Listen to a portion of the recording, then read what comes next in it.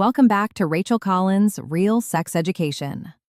Today we're talking about something that gets joked about a lot, whispered about a lot, but almost never explained in a calm, respectful way. Rimming, or what some people call eating ass. Maybe someone has asked you to do it. Maybe you've seen it in porn. Maybe you're secretly curious or secretly grossed out, or both at the same time. Whatever your reaction is, you're not weird. You're human. If you're new here, make sure you subscribe and hit like so you don't miss any of our future conversations about real-world sex, relationships, and emotional health for adults. So, let's start with a simple, neutral definition. Rimming is a form of oral sex where someone uses their mouth or tongue to stimulate the area around another person's anus. That's it. It's one type of sexual activity. Some people find it extremely pleasurable. Some feel completely indifferent, and some feel uncomfortable or even repulsed by the idea. All of those reactions are valid. One important thing to remember is that rimming is usually portrayed in very extreme, very visual ways in porn or comedy.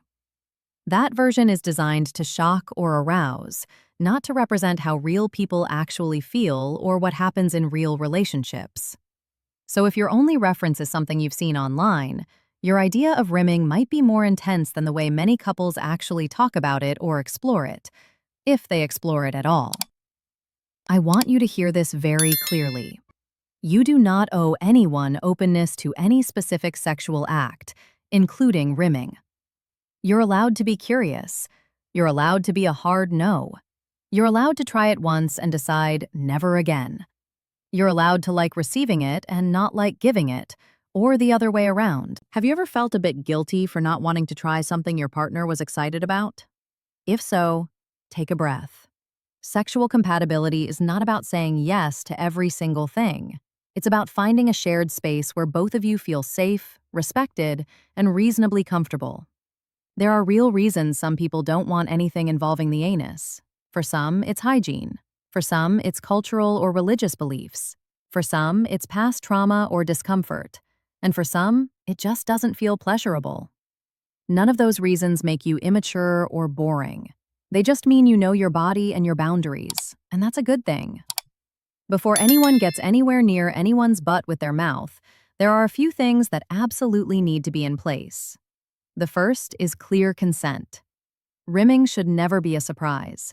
This is not something you suddenly do to someone who is not expecting it, and it should never be pushed on a partner who has already said no. The second thing is emotional safety. Both people should feel like they can say, "I'm interested," "I'm not sure," or "I don't want this," without being mocked or pressured. If you're afraid your partner will make you feel stupid or childish for not wanting it, that's a relationship issue, not a sex technique issue. And it really helps if you talk about it at a time when you're not already in the middle of sex. Conversations are usually easier when you're both dressed, calm, and not already aroused. You can bring it up like any other topic. "Hey, I've heard about rimming. I'm curious what you think about it." Or, "You mentioned wanting to try it. Can we talk about what that would actually mean?" If your partner is interested and you're not, you can say things like, "I understand that it's something you enjoy, but it's not something I'm comfortable with." Or, "I've thought about it and I don't want my mouth near that area. I hope you can respect that." If you're curious but nervous, you might say, "I'm not ready to do this right now, but I'm open to talking more and maybe taking it very slowly in the future." Or, "If we ever try anything like that, I need to feel totally safe, clean, and free to stop at any time." The key is to stay honest and kind, with your partner and with yourself. Now, let's talk about the thing everyone worries about: cleanliness and health. The anus is an area of the body that has more bacteria than, for example, your arm or your shoulder. That's normal.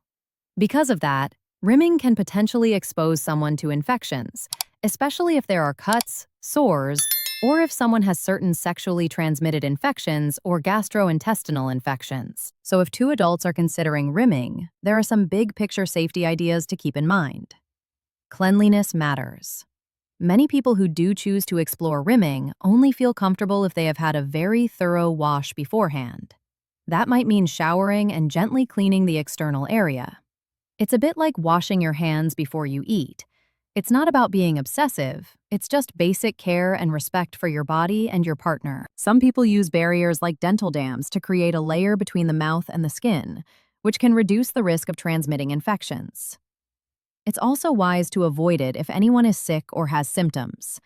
If someone has diarrhea, bleeding, sores, or any signs of infection, it's a good idea to skip any contact with that area until things are fully healed and, if needed, checked by a healthcare professional.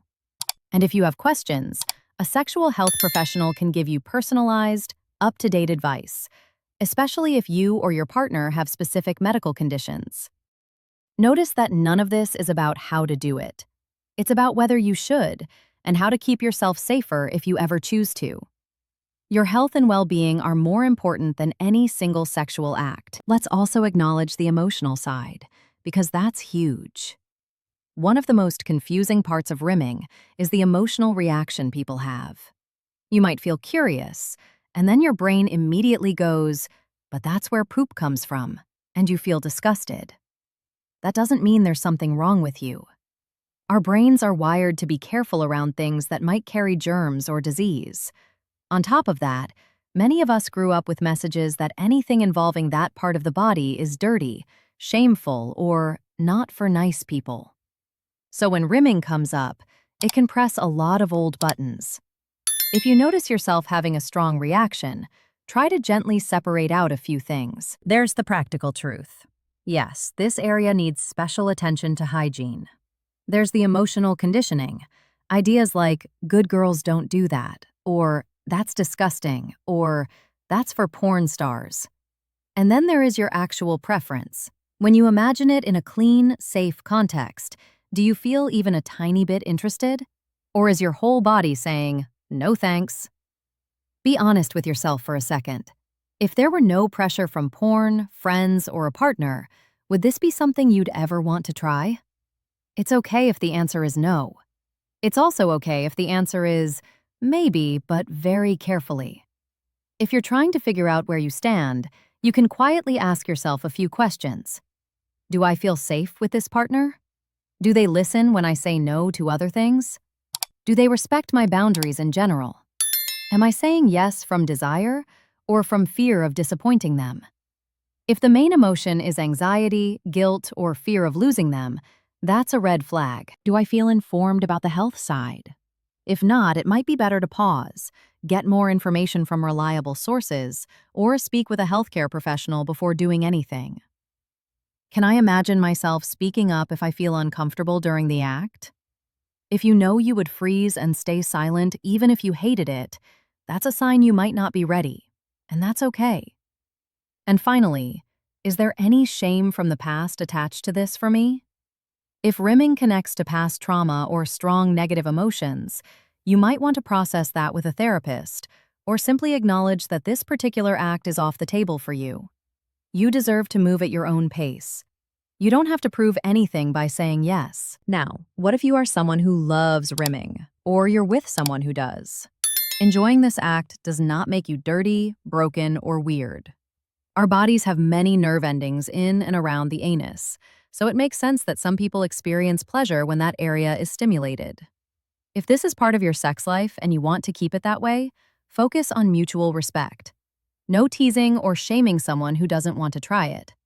Make sure both of you understand the health and hygiene aspects, so you're making an informed choice.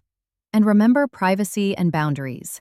You don't owe anyone details about your sex life, and you get to decide who you tell and what you keep between you and your partner. There is a huge difference between "this is something I enjoy with a trusted partner" and "everyone must do this or they're boring."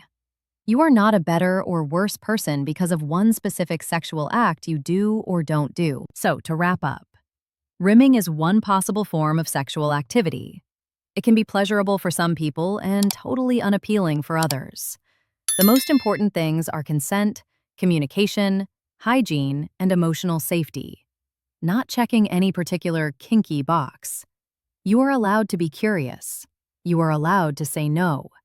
You are allowed to change your mind in either direction over time. Your sexual choices are yours, and they should always honor your body, your health, and your feelings. Thank you for spending this time with me. If this video helped you feel a little less weird and a little more informed, please hit like, subscribe to the channel, and share it with someone who might need a calm, shame-free explanation of this topic. You don't have to share details, but if this made you feel less alone, just drop me a little heart in the comments. And let me know in the comments, what other no one explains this properly topics do you want me to cover next?